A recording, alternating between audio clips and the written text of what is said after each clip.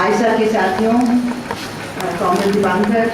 और अन्य संगठन छात्र संगठनों से यहाँ पे आए प्रतिनिधि, स्वराज संवाद के प्रतिनिधि प्रशांत भूषण जी और साथियों, सबसे पहले मैं दीपांकर जी की जो आखिरी बात है उससे शुरू करना चाहूँगी कि आमतौर से माना जाता है कि छात्र शिक्षक से सीखते हैं। मेरे तजुर्बे में और सही मायने में जो शिक्षा होती है वो एक आदान प्रदान होता है। शिक्षक और छात्र जो कहलाते हैं एक दूसरे से सीखते हैं और मैंने बहुत कुछ आयसा से और जो बाकी वामपंथी छात्र संगठन हैं उनसे सीखा। खास तौर से इस दौर में जो बहुत ही एक इसको कहते हैं कि काला दौर रहा है शिक्षा के लिए और ख़ास तौर से उच्च शिक्षा के लिए, पिछले 4 साल से हमारा जो संघर्ष चल रहा है उसमें छात्र संगठनों का जो योगदान है वो काबिले तारीफ है। और उसी के बुनियाद पे हम एक पूरा यहाँ पे आंदोलन खड़ा कर पाए हैं दिल्ली यूनिवर्सिटी में, जिसकी वजह से एक जो बड़ा प्रहार आया था हमारे ऊपर फॉयर प्रोग्राम के नाम से, उसको हम वापस धकेल पाए थे। तो साथियों, काला दौर जरूर है और ये जो एक संघर्ष चल रहा है मुट्ठी भर सत्ताधारियों और आम जनता के बीच, ये संघर्ष नया नहीं है, हमेशा से ही चलता आया और शायद हमेशा ही चलता रहेगा। इसके ऊपर नीचे होने का मतलब कभी ज़्यादा संगीन हो जाता है और ज़्यादा मुश्किलें हमारे सामने आ जाती हैं। सही मायने में आज़ादी की जंग ख़त्म नहीं हुई है, वो चल रही है लगातार। सही मायने में आज़ादी तभी आ पाएगी जब हर इंसान को, हर नागरिक को, विश्व के नागरिक को एक डिग्निफाइड ज़िंदगी जीने का मौका मिलेगा। और उसके लिए ये शिक्षा, प्राइमरी, सेकेंडरी, उच्च शिक्षा, सब तरह की शिक्षा एक बहुत महत्वपूर्ण हथियार है और एक इंस्ट्रूमेंट ऑफ ऑपरेशन भी हो सकता है। तो इसको कंट्रोल करने के लिए भी हमेशा से एकलव्य के ज़माने से अब तक चलता आया है कि शिक्षा को जो कंट्रोल कर लेगा वो सत्ता को कंट्रोल करेगा।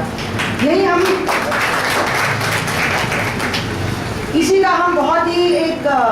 भयानक रूप देख रहे हैं कि जिस तरीके से ये जो शक्तियाँ हर देश में होती हैं और इस तरह से अंतर्राष्ट्रीय स्तर पर ग्लोबलाइजेशन के ज़माने से एक होके, इकट्ठा होके जिस तरह से चारों तरफ से हमको घेरने की कोशिश है। आप इसका जो एक रूप देखेंगे, जैसे हमारे हिंदुस्तान की जो शिक्षा नीतियाँ हैं उसमें भी सन 80 के करीब उस ज़माने से जिस तरह की अलग अलग नीतियाँ लाने की कोशिश की, चाहे वो Birla Ambani new education policy हो जो 80s में आई थी, और फिर बिरला अंबानी रिपोर्ट आई, उसके बाद ये मॉडल एक्ट एक आया था यूजीसी में, और साथ साथ ये गैप्स में हायर एजुकेशन को भी डालने की कोशिश थी। जिस तरह से स्कूल एजुकेशन को पूरी तरह से ख़त्म किया गया, जानबूझ के उसका स्तर पूरी तरह से गिराया गया और अब जो सरकारी स्कूल हैं उनको बेचा जा रहा है कौड़ियों के दाम प्राइवेट सेक्टर के हाथों। और उसके बाद कई ऐसे आंदोलन हमारे चले जिसमें हम लोग काफ़ी हद तक इन चीज़ों को वापस लड़के हम लोगों ने वापस करवाया। लेकिन हाल में जिस तरह का एक कंसोलिडेशन हो गया है और सिर्फ हिंदुस्तान में नहीं पूरी दुनिया में हो गया है, एक ग्लोबलाइज तरीके से जो कॉर्पोरेट जो इंटरनेशनल कैपिटल है वो चल रहा है और ये लड़ाई हर देश में हो रही है। वो 99% वर्सेस 1% की लड़ाई जो अमेरिका में चल रही है वो हमारी लड़ाई से भिन्न नहीं है। और हर देश में अगर आप जाएंगे, हमारी मुलाकात होती है अलग अलग टीचर से जो जहाँ टीचर्स कॉन्फ्रेंस में जाते हैं दूसरे देशों में, तो वो टीचर्स भी बताते हैं कि बिल्कुल वही स्क्रिप्ट ये यहाँ पे कपिल सिब्बल ने नहीं सोचा है या शशि थरूर ने, ये स्क्रिप्ट बाहर से लिखी गई है और हूबहू उसको हर देश में उसको इम्प्लीमेंट किया जा रहा है। और हमारे यहाँ हमने देखा हाल में जिस तरह से एकदम एस्केलेट हो गया, UPA 2 के पीरियड से, उसके पहले से शुरू हो गया था और शायद इस वजह से वामपंथी दलों को UPA से अलग होना पड़ा, अलग किया गया ताकि ये बिल्कुल बेरोक बेलगाम ये सारी नीतियाँ ला सकें। हमने देखा किस तरह से नेशनल नॉलेज कमीशन में एक एक करके जो पूरा ढांचा बनाया गया था जिसमें ये चॉइस बेस्ड क्रेडिट सिस्टम उसी में आ गया था, सेमेस्टर सिस्टम और ऑटोनोमस कॉलेजेस और फॉरेन यूनिवर्सिटीज़ का आना और पब्लिक प्राइवेट पार्टनरशिप, जैसे यहाँ पे बताया गया है कि ये हिंदुस्तान की जो पूंजी उसको प्राइवेट हाथों में देने की जो साजिश है, पब्लिक प्राइवेट पार्टनरशिप और स्टूडेंट्स की फीस कम से कम 20% की बढ़ोतरी, स्टूडेंट्स की फीस में 20% यानी not the 20% of what you are paying, 20% of the expenditure, 20% of the institutional expenditure वो आपकी जेब से लिया जाएगा। ये शुरुआत में होगा, ये 20% बढ़ के अल्टीमेटली 100% हो जाएगा। क्योंकि अगर आपको लेवल प्लेइंग फील्ड बनाना है, एजुकेशन जो एक सर्विस GHES में डाला जा रहा है, दिसंबर में उसको इम्प्लीमेंट करना उसका शुरू हो जाएगा। उसमें आपको लेवल प्लेइंग फील्ड का मतलब ये है कि अगर आप सब्सिडी बाहर के विदेश की यूनिवर्सिटीज को नहीं दे सकते हैं तो आप हिंदुस्तान की यूनिवर्सिटीज को भी नहीं दे पाएंगे। इसलिए यहाँ पे लेवल प्लेइंग फील्ड करने के लिए तो हमारी गुणवत्ता को पूरी तरह से गिराना है ताकि हम बिल्कुल कोई हमारे यहाँ कोई आना ना चाहे, और दूसरा कि इतनी महंगी कर देंगे कि कोई फर्क नहीं पड़ेगा कि आपको यहाँ जाना है कि सरकारी यूनिवर्सिटी में जाना है तो आपके लिए इतनी मुश्किलें पैदा कर दी जाएंगी कि आप सोचेंगे कि चलिए इससे अच्छा हम प्राइवेट यूनिवर्सिटी में ही चले जाएँ। तो इस तरह की जो साजिश आई और ये 6 बिल जो बढ़ के 8 बिल हो गए थे कपिल सिब्बल द्वारा, जो सो कॉल कपिल सिब्बल द्वारा रचित, हालांकि कपिल सिब्बल सिर्फ एक एजेंट थे, ये हमारा मानना है। और जिस तरह से इनको पुश किया जा रहा था और इनमें ये जो एक बहुत इनके लिए मतलब महत्वपूर्ण एक चॉइस बेस्ड क्रेडिट सिस्टम है, कई लोग समझते नहीं हैं और शिक्षा के बाहर के, शिक्षा जगत के बाहर के लोग इतनी अच्छी तरह से इसको नहीं समझते कि क्यों हम ये चॉइस का हम ऑपोजिशन कर रहे हैं। कि चॉइस बेस्ड क्रेडिट सिस्टम में मेनली क्या है, चॉइस तो बिल्कुल ही खत्म हो जाती है। एक पूरा ढांचा इस तरह से तैयार किया जाता है कि पूरे हिंदुस्तान में एक सीमलेस मोबिलिटी और एक यूनिफॉर्मिटी आ जाए ताकि छात्र को एक जगह से दूसरी जगह जाना पड़े और मजबूरन ट्विनिंग प्रोग्राम्स आ जाएं अलग अलग यूनिवर्सिटीज़ के बीच में, जिसमें प्राइवेट यूनिवर्सिटीज़ का एक बड़ा रोल उसमें आ जाए, जहाँ पे स्टूडेंट्स जा नहीं रहे क्योंकि पढ़ाई बहुत महंगी है और ज़्यादातर बहुत ही बदतर है। वहाँ पे कैसे स्टूडेंट्स को भेजा जाए, ये ट्विनिंग अरेंजमेंट्स या अग्रीमेंट जो कंपल्सरी कर दिए जाएंगे, ये भी सारे जो अलग अलग बिल्स आए हैं उसमें भी उसका एक बहुत इंपॉर्टेंट रोल है। तो पूरी जो तैयारी है यहाँ पे प्राइवेटाइजेशन की और गुणवत्ता को कम करने की, इसमें हमें बिल्कुल एब्स्ट्रैक्ट में देखने की जरूरत नहीं है, क्योंकि हमने दिल्ली यूनिवर्सिटी में देखा है पिछले 4 सालों में किस तरह से ये choice based credit system implement हो चुका है और अब जो दोबारा से 1 साल के ब्रेक के बाद दोबारा लाया जा रहा है, ये सिंपली वही चीज़ है जो हम ऑलरेडी एक्सपीरियंस कर चुके हैं, उससे भी ज़्यादा घिनौना इसका रूप होगा। चॉइस बेस्ड क्रेडिट सिस्टम पूरे देश में अलग अलग यूनिवर्सिटीज़ में अलग अलग स्टेट्स में सीक्रेट वर्कशॉप जो चल रही थी वाइस चांसलर्स की, वर्ल्ड बैंक के द्वारा ऑर्गेनाइज की गई, वहाँ पे ये ऑलरेडी पुश किया गया था और फिर इसको फॉर्मुलाइज तरीके से 2009 के बाद नेशनल नॉलेज कमीशन के रिपोर्ट के बाद और फॉर्मुलाइज तरीके से पुश किया गया। बहुत सारे स्टेट्स में लागू कर दी गई सेमेस्टर सिस्टम और चॉइस बेस्ड क्रेडिट सिस्टम। ज़्यादातर जगह 3 साल की थी, हमारे यहाँ पहले सेमेस्टर लाए, उसके बाद ये 4 साल का सीधे ले आए, क्योंकि हमारे वाइस चांसलर साहब को एक मतलब माना गया कि ये सबसे बेहतरीन तरीके से इम्प्लीमेंट कर रहे हैं, पूरी तरह से डेमोक्रेटिक राइट्स क्रश करके इम्प्लीमेंट कर रहे हैं। इन्होंने बिल्कुल सीधा कर दिया टीचर्स और स्टूडेंट्स को, तो यहाँ पे सीधे ये 4 ईयर का प्रोग्राम लागू करके हम देख सकते हैं। अगर दिल्ली यूनिवर्सिटी एक दफ़ा टेम हो गई तो बाकी यूनिवर्सिटीज में हमें कोई मुश्किल नहीं होगी। इसको इम्प्लीमेंट करने के लिए इन्होंने अपॉइंटमेंट्स करना बंद कर दिया। एक लायबल वर्कफोर्स 4,500-5 हज़ार की टीचर्स की, जिनसे हर तरह का काम नहीं करवा सकते थे, बल्कि यूनियन को कंट्रोल करवा सकते थे, यूनियन की मीटिंग्स डिस्टर्ब करा सकते थे और तरह तरह के हथकंडे अपना के कोड ऑफ कॉन्डक्ट वगैरह वगैरह लागू करके इन्होंने कोशिश की कि हमको पूरी तरह से नतमस्तक कर दें, हमको पूरी तरह से गुलाम बना दें। लेकिन ये हुआ नहीं साथियों, क्योंकि छात्र संगठनों ने एक मजबूती से एकता कायम करके, और ये मैं कहना चाह रही थी कि एक बहुत परेशानी का ये विषय है कि इतने अच्छे मतलब सच्चे विचार होने के बावजूद जो किसी को भी समझ आ जाने चाहिए, क्यों हम देश की जनता की विचारधारा में उस तरह से अपना जो इंटरवेंशन है नहीं कर पा रहे हैं, ये भी हमें सोचने की ज़रूरत है। क्यों हम इतनी सारी जो सरकारें हैं उसमें हमारे हम जहाँ पे हमारा इंटरवेंशन है भी, हम खड़े भी होते हैं सत्ता के मतलब ये इसमें हम भाग लेते हैं, लेकिन हमारी पोजीशन वहाँ पे वीक होती जा रही है। तो क्या वजह है इसकी कि हम जो आम जनता है वो हमारी ज़बान समझ नहीं पाती। कई बार ऐसा है कि हम आपस में इतना हम लोग बातचीत करने में रह जाते हैं और जिस तरह की हम लैंग्वेज यूज़ करते हैं वो समझ नहीं आती। तो हमने अपनी किस तरह से डाइवर्सिफाई करके, और जिस तरह से दिल्ली यूनिवर्सिटी में छोटी सी मिसाल हुई है कि सारे जो लेफ्ट के छात्र संगठन थे, एक ज़माने में वो एक दूसरे से बात भी नहीं करते थे। तो हमारा सिर्फ योगदान था कि सबको इकट्ठा करके एक सेफ व्यू नाम का एक हमने जॉइंट अम्ब्रेला ऑर्गेनाइजेशन, सारे अवाम छात्र संगठनों का और टीचर्स ऑर्गेनाइजेशंस का एक ग्रुप बनाया और उसने ये मुहिम छेड़ी। सारे जो जितने भी आंदोलन हुए हैं उसका जो हार्ट एंड सोल है, उसका जो न्यूक्लियस है, वो ये सेफ व्यू है, जिन्होंने गर्मी भर मेट्रो स्टेशन में खड़े हो के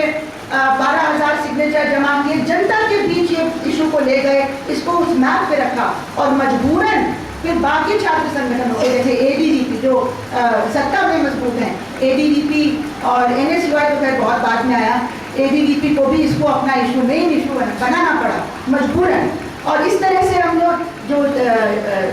विश्वविद्यालय की जो छात्र जनता है उनके बीच में हमारी एक पहचान बनी और मैं खास तौर से आयशा को इसके लिए मुबारकबाद देना चाहती हूँ। बाकी छात्र संगठनों को भी मैं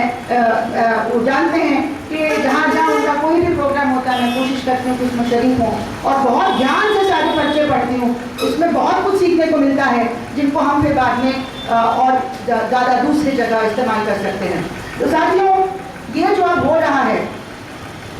इसमें हमें छात्र और शिक्षकों के बीच में शिक्षकों का जो पार्टिसिपेशन है बहुत कम हो गया है, एक भय का माहौल है और चुन चुन के ये जो डेमोक्रेटिक कल्चर है, चुन चुन के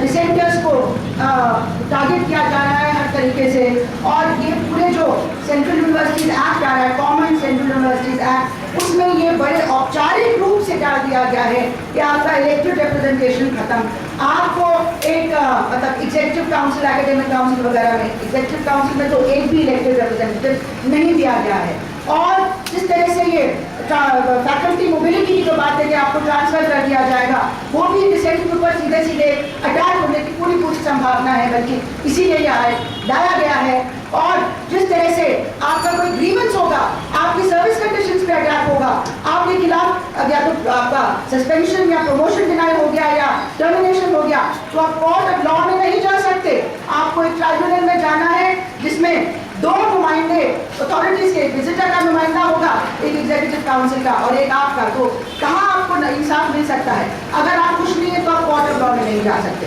इस तरह की चीजें डाली गई हैं और सेंट्रल चीज ये है, क्यों ये सब हो रहा है, क्यों आवाज दबाई जा रही है, क्योंकि आप नहीं चाहते कि जनता विरोधी नीतियां जो है उसके खिलाफ जनता आवाज उठाए। तो ये जो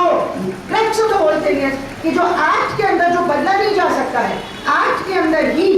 चॉइस बेस्ड क्रेडिट सिस्टम है, ये चॉइस बेस्ड क्रेडिट सिस्टम के इनकी नाभि है, इस पर हमें निशाना लगाना है। इसके लिए बाकी सारी चीजें हो रही हैं और किसी तरह से अगर ये आ गया तो साथियों हमारी जो उच्च शिक्षा बिल्कुल ही खत्म हो जाएगी। हमको बल्कि लड़ना है कि प्राइमरी सेकेंडरी शिक्षा, सरकारी शिक्षा वापस लाई जाए, क्वालिटी लाई जाए, एक्सेसिबल हो सबको,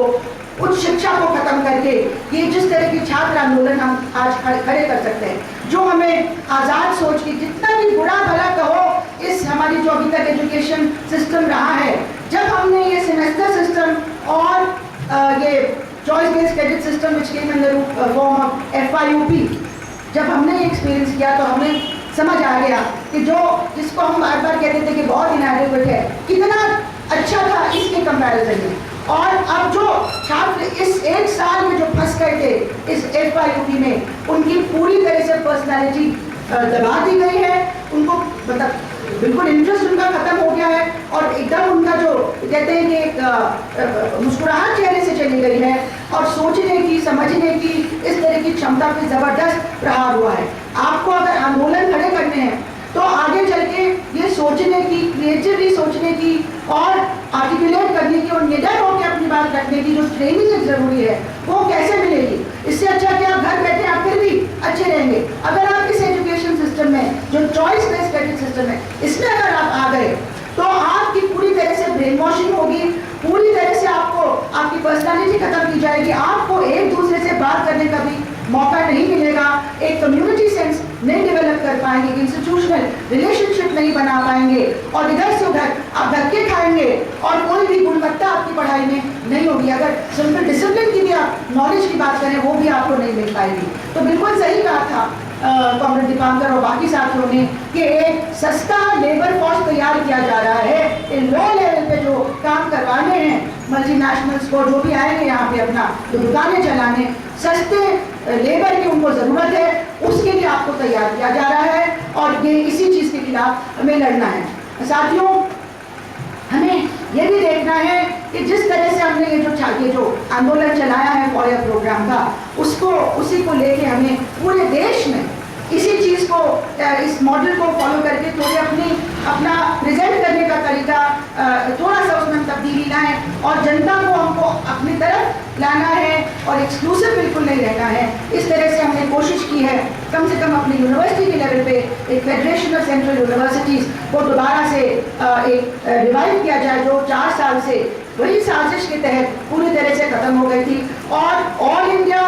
स्टेट यूनिवर्सिटीज़ के साथ भी हमारी कोऑर्डिनेशन शुरू है और हम मिलकर कार्यक्रम कर रहे हैं। पूरे देश के जितने भी शिक्षक हैं उनको एक करके हम चाह रहे हैं कि इस आंदोलन को आगे बढ़ाएं। तो यही साथियों मेरा यहाँ पे कहना है कि हमारी कोशिश होनी चाहिए कि इसको वाकई एक मैस मूवमेंट हम बना सकें और सिर्फ वामपंथियों में जो हमारी विचारधारा से मतलब पूरी तरह से जो मेल खाते हैं सिर्फ उनमें सीमित ना रखे, वो हम लोगों को जो भी हमको जिस तरह से उसको पेश करना है। और ये इश्यूज़ जनता के इश्यूज़ हैं, ये सिर्फ लेफ्ट आइडियोलॉजी के इश्यूज़ नहीं, ये जनता के इश्यूज़ हैं, ये ज़िंदगी के इश्यूज़ हैं, ये एक डिग्निफाइड ज़िंदगी जीने के इश्यूज़ हैं और सबको ये प्यारे हैं। एक लास्ट बात मैं कहना चाहूँगी कि भूमि अधिग्रहण जो बिल आया है, और कई लोग ये कहते हैं कि इतने बड़े बड़े मसले आ रहे हैं कम्युनलिज्म के और मतलब प्रॉफिटाइजेशन के तो हैं, लेकिन और इतने बड़े बड़े मसले हैं लैंड एक्विजिशन बिल, तो आप लोग तो अपनी यूनिवर्सिटी में ही लगे रहते हैं, एक वाइस चांसलर की जान के पीछे लगे रहते हैं, तो ये आप थोड़ा दूसरी काम भी करें। लेकिन मुझे लगता है यहाँ पे ऐसा कोई भी नहीं होगा जिसको इसमें ज़रा सा भी शक होगा कि ये बहुत ही सेंट्रल मुद्दा है जिससे बाकी सारे मुद्दे अफेक्ट होंगे अगर हमको लड़ाई आगे खड़ी करनी है। कोई कोइंसिडेंस की बात नहीं है कि अमेरिका में जो बड़े बड़े पॉलिसी चेंज, एजुकेशन पॉलिसी में चेंजेस आए, सेमेस्टर सिस्टम वगैरह वगैरह, सेमेस्टर सिस्टम में आपको समय नहीं मिलता है सोचने का, आप एग्जाम करते रहिए, डिग्री पाते रहिए और इसके बाद इतनी महंगी शिक्षा हो जाएगी कि आप सारा टाइम लोन वापस करते रहिए, तो कहाँ पे आंदोलन होगा? कोई बड़ा आंदोलन अमेरिका में एंटी वियतनाम वॉर के बाद नहीं खड़ा हो पाया, ये कोइंसिडेंस नहीं है। तो साथियों, ये बहुत ही जरूरी है और ये लैंड एक्विजिशन बिल से हमारा बहुत गहरा संबंध है। जिस तरह से इनको लूटना है, इस देश को लूट रहे हैं, ये एक शिक्षा एक एरिया है जिसके लिए किसान अपने आप ही अपनी जमीन बेच लेगा अपने बच्चों को शिक्षा दिलाने। तो इसलिए इन दोनों का बहुत गहरा संबंध है और हमको बिल्कुल ही मतलब लोगों के बीच जब हम जाएंगे हमें ये समझाना जरूरी है कि शिक्षा पर ध्यान दीजिए और हमारा साथ दीजिए, क्योंकि कल जो भविष्य, हिंदुस्तान का भविष्य उनके बच्चों में है, जो युवा पीढ़ी में है। हमारा भविष्य अंधकार में जाने से रोकिए। तो जब जनता ये समझ पाएगी कि उनका इश्यू, तो जनता अपने आप में हमारे समर्थन में आएगी और तभी हम कामयाब हो पाएंगे। इनकलाब जिंदाबाद।